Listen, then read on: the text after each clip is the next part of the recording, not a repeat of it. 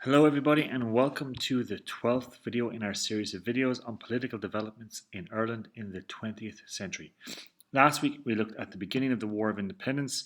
Sinn Féin had this policy of passive resistance and they set up their own local government, while the Irish Volunteers pursued a different policy where they were attacking RIC barracks. So in this video we'll be looking at the bloodiest fighting of the War of Independence.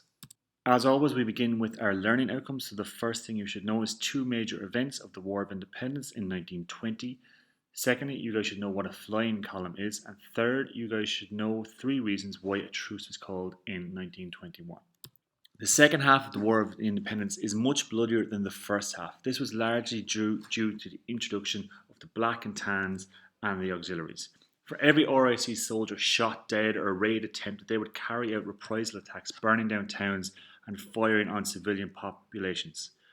Two of the most famous incidents took place in November 1920 and December 1920. Michael Collins had a significant spy network set up in Dublin Castle to give him information on British activities.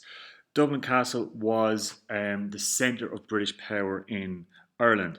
He also had a special group called the Squad, and their job was to kill spies and detectives only, because Collins felt that the spies and detectives were the biggest threat to the workings of the new government and operations being carried out by the volunteers, or the IRA.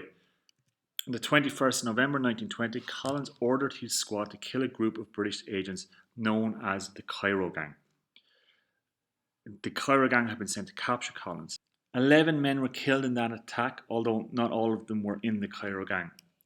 Later that day, as an act of revenge, the auxiliaries raided Croke Park during a Gaelic football match between Tipperary and Dublin. They opened fire on a crowd, killing 14 people. This day in history is known as Bloody Sunday.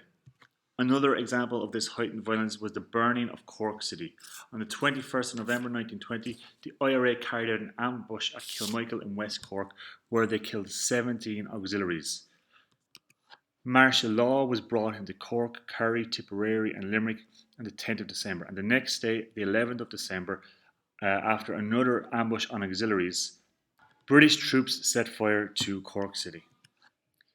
The Kilmichael ambush had been carried out by a flying column unit that was led by Tom Barry.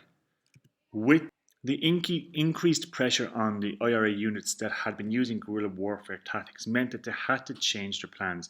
No longer could they attack and sneak back home. Instead, they needed to stay on the run. These new units were called flying columns, and they lived in the countryside and they got help off the locals.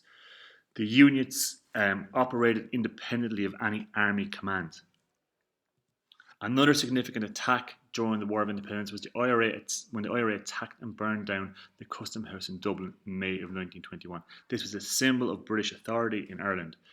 However, this was a bit of a Pyrrhic victory as it cost the IRA dearly, with 80 men being captured or killed. Finally, in July of 1921, both sides sued for peace and a truce was called. De Valera, the president of Sinn Féin, had recently returned from America, where he had been raising money to fight for Irish independence. When he got back, he was arrested, but the British Prime Minister Lloyd George told the police to release him as he wanted to negotiate.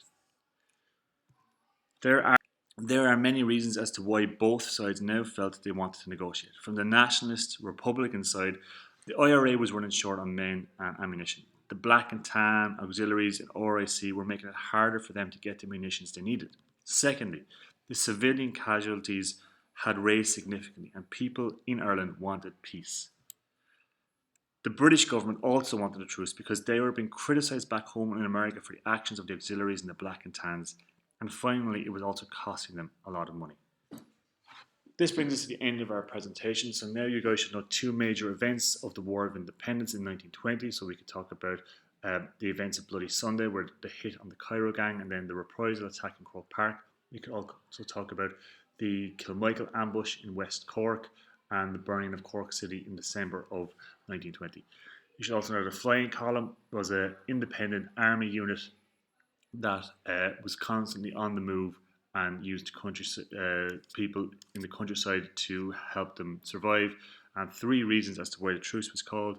The IRA was running short on ammunitions and men. People were calling for peace. America and the British people and government putting pressure on the British leadership to end the war, and finally it was costing a great deal of money. That's the end of the video. Hope you guys got something interesting from that video.